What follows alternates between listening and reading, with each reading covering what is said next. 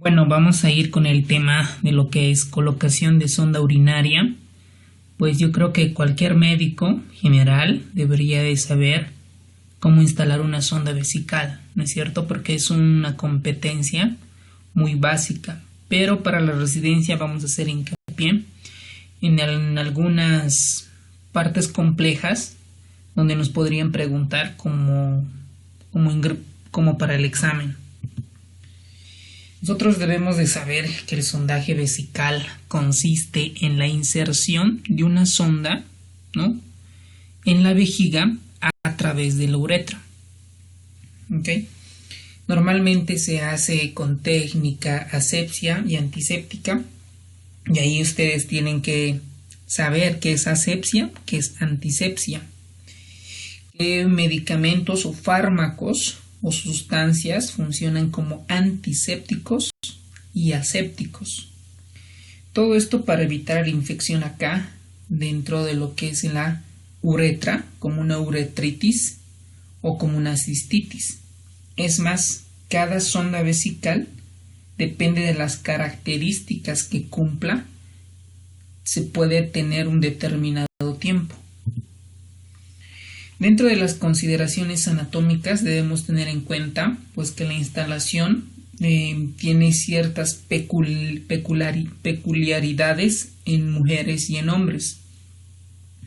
Por ejemplo, la uretra femenina sabemos que mide de 2 a 4 centímetros. La cateterización es simple, pues simplemente se permite localizar la uretra femenina en paciente. Si es necesario, se puede separar los labios menores y para poder introducir la sonda vesical. Mientras que en los varones es un poco más dificultoso porque a partir de los 35-40 años, pues nosotros sabemos que en los hombres hay una hiperplasia e hipertrofia de esta glándula, que es la glándula prostática. Entonces hace que comprima o obstruya parcialmente el lumen de la uretra y esto predispone a que pues sea difícil un poco pasar la sonda vesical. Para esto nosotros debemos tener características que la uretra en el hombre mide de 18 a 22 centímetros aproximadamente. Al colocar una sonda vesical podemos encontrar distintos puntos de estenosis. Entonces ya mencionamos la hiperplasia prostática, las neoplasias o alguna anormalidad o cicatrización anormal que obstruya el lumen uretral. Dentro de las características de la uretra en el hombre la podemos dividir en 4. En uretra preprostática o intraluminal, que mide de 0.5 a 1.5 centímetros. ¿Okay? La uretra prostática, que mide de 3 a 4 centímetros. La uretra membranosa o intermedia, que mide de 1 a 1.5 centímetros. Y la uretra esponjosa, todo esto, que mide de 15 centímetros de longitud aproximadamente.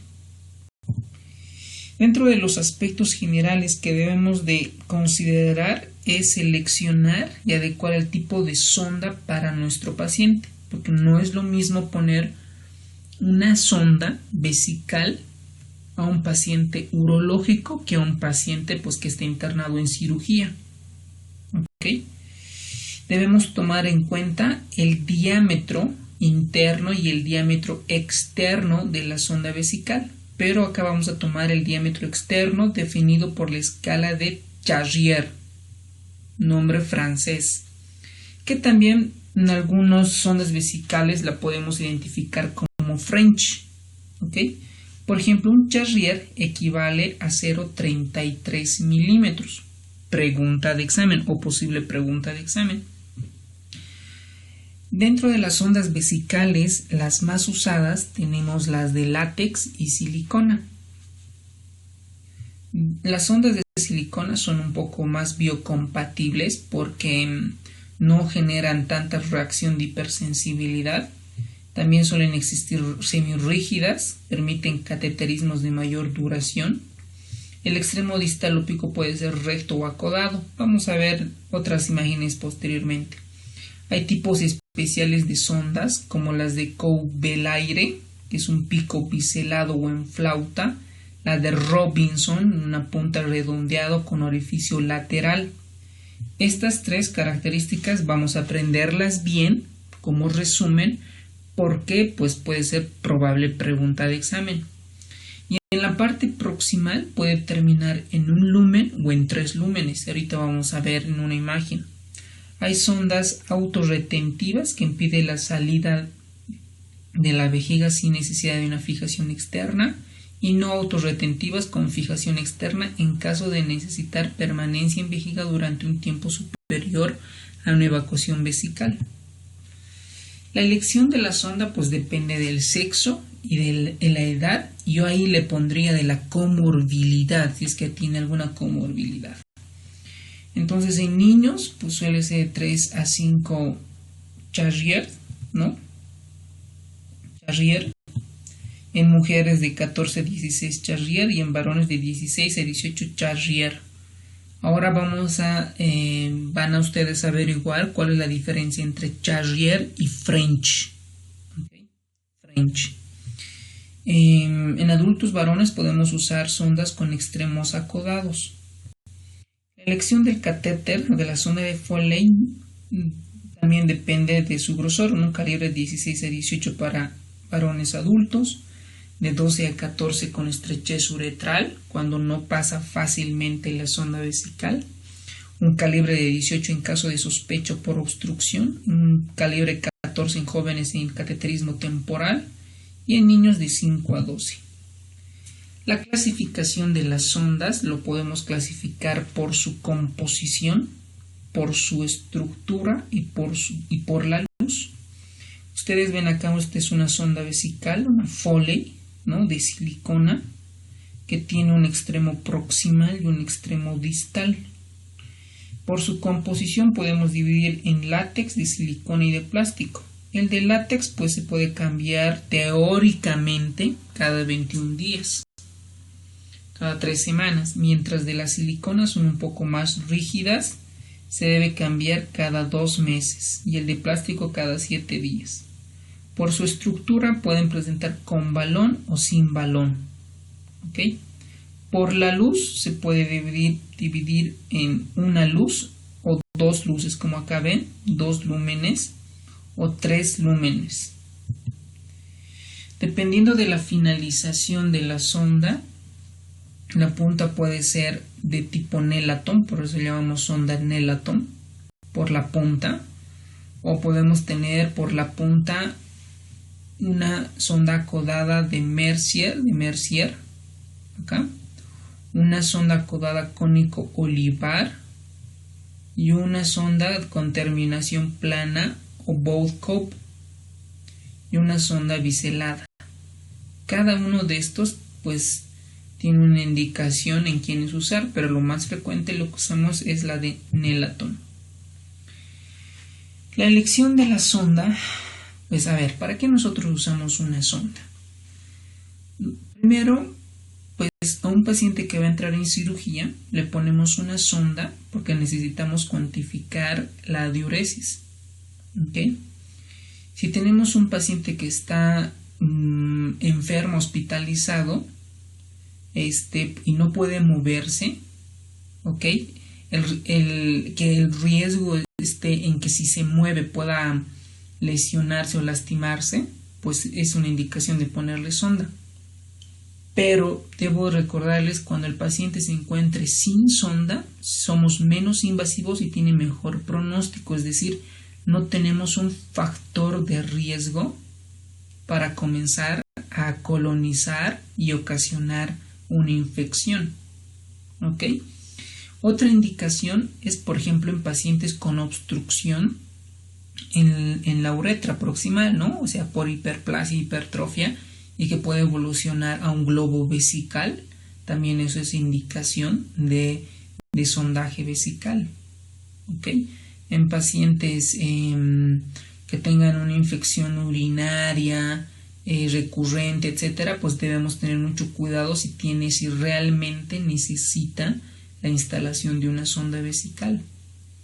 Y en pacientes internados que ya están con sonda vesical, debemos valorar todos los días cuándo retirar la sonda, porque recordemos, vuelvo a repetir, que es un factor de riesgo para una infección intrahospitalaria, ¿ok?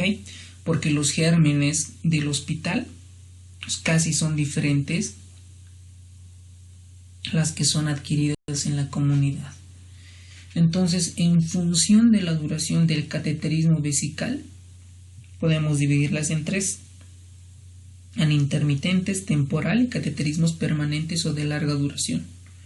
En intermitente se coloca la sonda y se retira inmediatamente después de haber cumplido el objetivo, ¿no? Por ejemplo, un estudio, no sé, pues a ver, un paciente que está caminando normal y le programan una ecografía abdominal, ¿no? Una ecografía pélvica, digamos.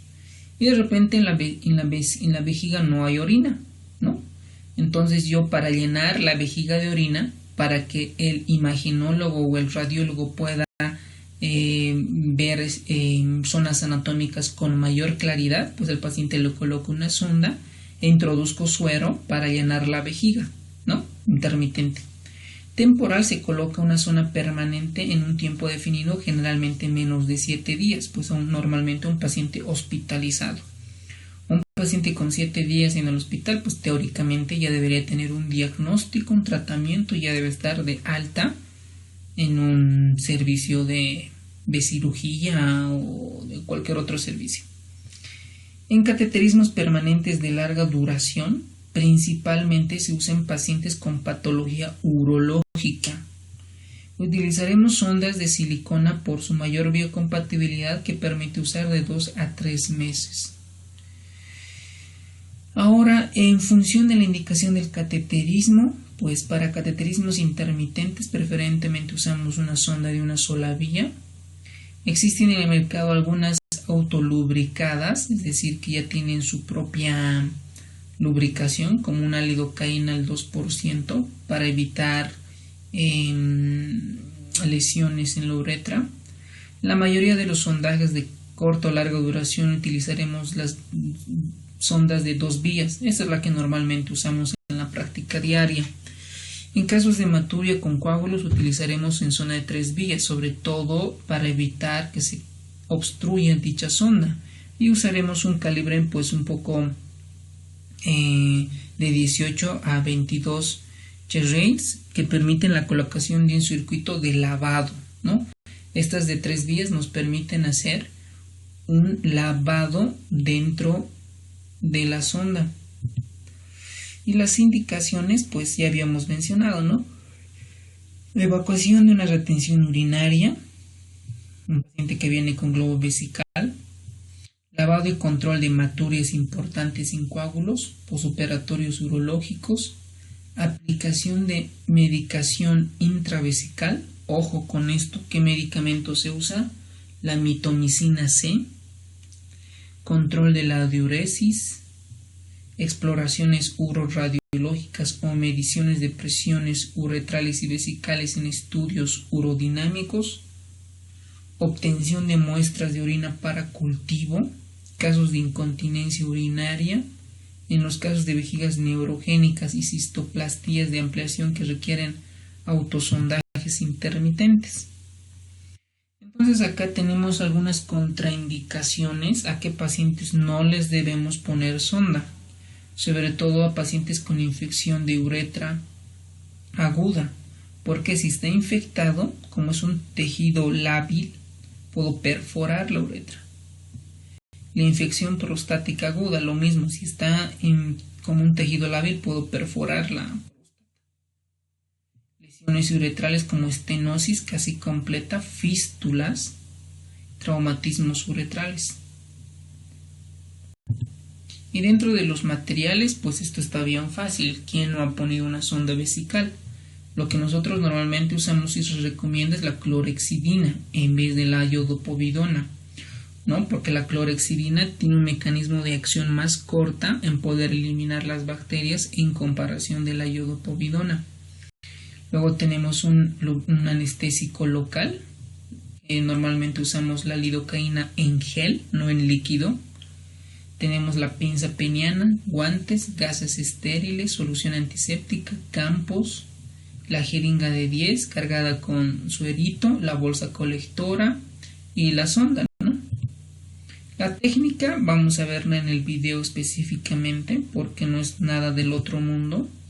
Aquí vemos una imagen como primero acá, miren cómo agarra la uretra masculina y cómo agarra la sonda, y aquí está empapada con lidocaína en gel. Entonces hace el coqueteo, trata de introducir el gel y comienza a introducir lentamente hasta que introduzca todo. Esto es importante. Cuando se introduce la sonda se debe introducir toda, ¿ok?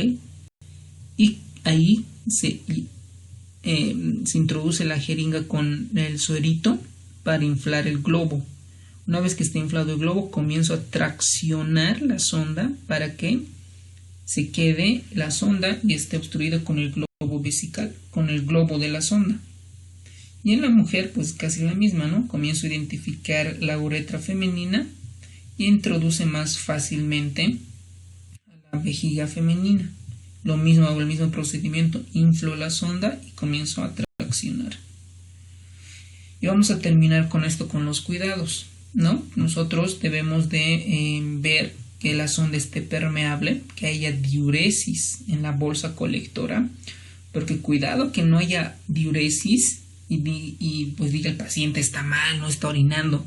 Lo primero que debo de hacer es controlar que esté permeable la sonda, ¿ok? Porque he visto pacientes en el hospital que están un día sin diuresis y todo porque se ha obstruido la sonda vesical. Es un gran error y al residente 1 mes de castigo.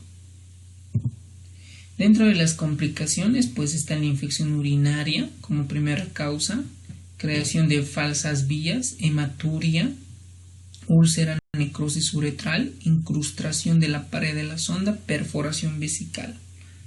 Cuando existe la imposibilidad de retirar la sonda por decisión del balón de autorretención, pues ahí tenemos esta complicación que se puede solucionar hiperinsuflando el balón de autorretención, manipulando el conducto del balón con guías metálicas, sobre todo para ver si en algún momento se acodó esta sonda vesical. Luego tenemos otro tipo de instalación de sondas urinarias en la emergencia. En cirugía, por ejemplo, podemos hacer por cistostomía suprapúbica, es decir, perforar la vejiga.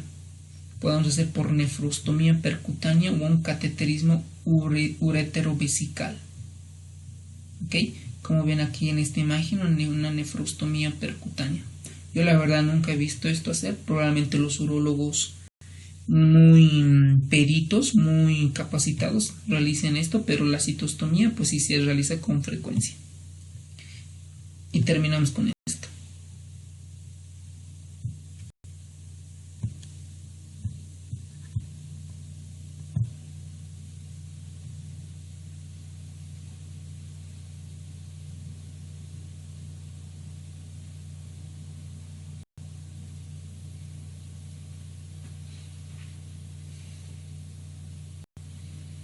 Ahí está verificando que esté bien el globo, ¿no? El globo vesical, que no haya fugas. Porque si no verificamos, pues puede haber rebosamiento de diuresis, ¿no? Hay perisonda. Se hace el aseo correspondiente para no introducir bacterias. Ya se instala a los campos estériles una vez realizada la asepsia y la antisepsia. Introduzco el gel de lidocaína al 2, ¿no? Comienzo a introducir primero para lubricar y para generar un tipo de anestesia local. Y miren cómo tracciono la uretra.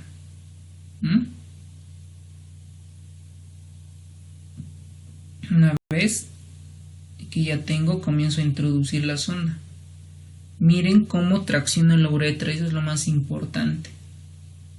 y entra fácil. Y si existe alguna dificultad y realmente no se puede, no hay que forzar, porque podemos perforar alguna estructura anatómica de ese segmento. Miren cómo se introduce todo. Todo se debe introducir. Y allí, y por una de las vías, se introduce el suero fisiológico para insuflar el globo vesical. Una vez que se insufla, allí se comienza a jalar. Entonces ahí ya no sale más. Entonces significa que ya está instalada. Una vez que ya encuentra el procedimiento, ahí sobre todo nosotros debemos de clampear la uretra, porque a veces sale orina en el momento, y se instala la bolsa colectora. Espero que les haya servido, pues muchas gracias.